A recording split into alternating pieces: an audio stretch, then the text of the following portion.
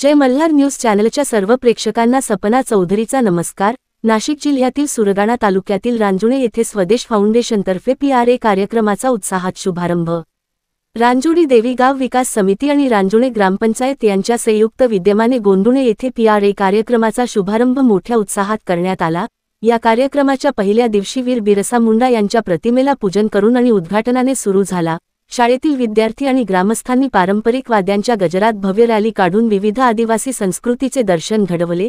श्रावण बाळ, नावळ्यांची कला, मनकवळ्या पवाडे यांसारख्या पारंपरिक कलांचे उत्कृष्ट सादरीकरण करण्यात आले। गावातील 100% घरांना समान रंग देण्याचा अभिनव उपक्रम राबविण्यात आला। त्यासोबतच प्रत्येक घरात शोषखड्डे तयार करून सांडपाण्याचे व्यवस्थापन करण्यावर भर देण्यात आला। प्लास्टिक कचऱ्याच्या व्यवस्थापनासाठी गावकऱ्यांनी प्रत्येकी आपल्या घरासमोर गोण्या ठेवून प्लास्टिक संकलनाची जबाबदारी घेतली।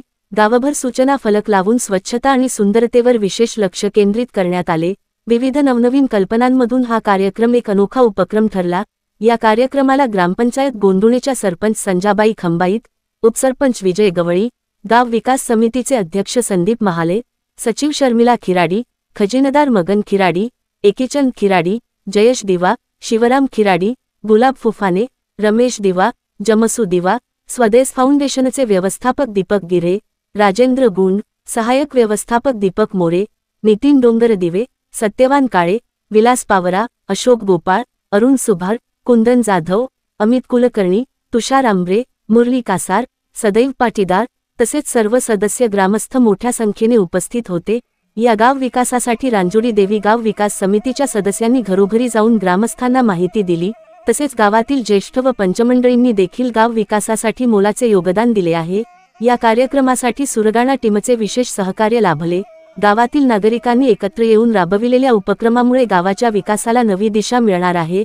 तसेच आमच्या गावाच्या विकासासाठी स्वदेश फाउंडेशनचे विचार चांगले असून त्यात स्वच्छ गावं, सुंदर गावं, स्वस्थ गावं, साक्षर गावं आणि समृद्ध गावं हा मुख्य पुढील उद्देश आहे।